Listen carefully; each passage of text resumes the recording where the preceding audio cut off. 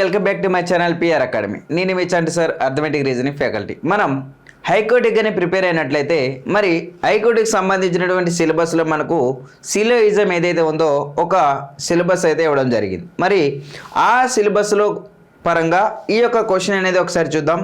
ఈ type of క్వశ్చన్లు చాలామంది మిస్టేక్ చేస్తూ ఉంటారు. మరి దాన్ని మనం మిస్టేక్ చేయకుండా ఈసారి వచ్చినప్పుడు ఏ విధంగా చేయాలో ఒకసారి చూద్దాం.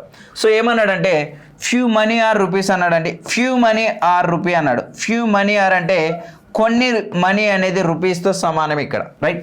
Next only rupees a dollar. Only అనే వర్డ్ ఇచ్చినప్పుడు ఇంకొక దానితో సంబంధం ఉండకూడదు. Only rupee is a dollar అంట, right. Next some currency or money. మనీతో మాత్రమే కరెన్సీకి రిలేషన్ ఉండాలి. ఇప్పుడు కంక్లూజన్కి వస్తే no money is a dollar అంటండి.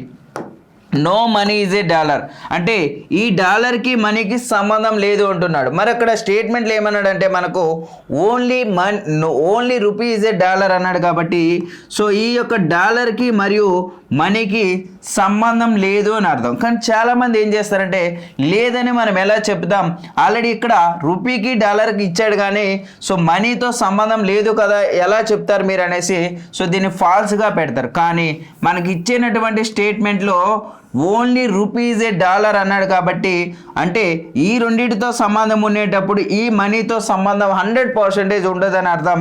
సో కంక్లూజన్ 1 అనేది కరెక్ట్ ఆన్సర్ అవుతుంది. సో సెకండ్ చూద్దాం. Some rupee are not money అంట. అంటే కొన్ని రూపీ అనేది నాట్ మనీ. సార్ మరి కొన్ని ఉన్నాయి కదా అంటే ఈ డాలర్లో ఉండేటటువంటి రూపీస్ ఏవైతే ఉన్నాయో అవన్నీ కూడా మనీతో కూడా సంబంధం ఉండదని అర్థం. సో ఇది కూడా రైట్ అవుతుంది. బోత్ 1 and 2 అనేది కరెక్ట్ ఆన్సర్ అవుతుంది.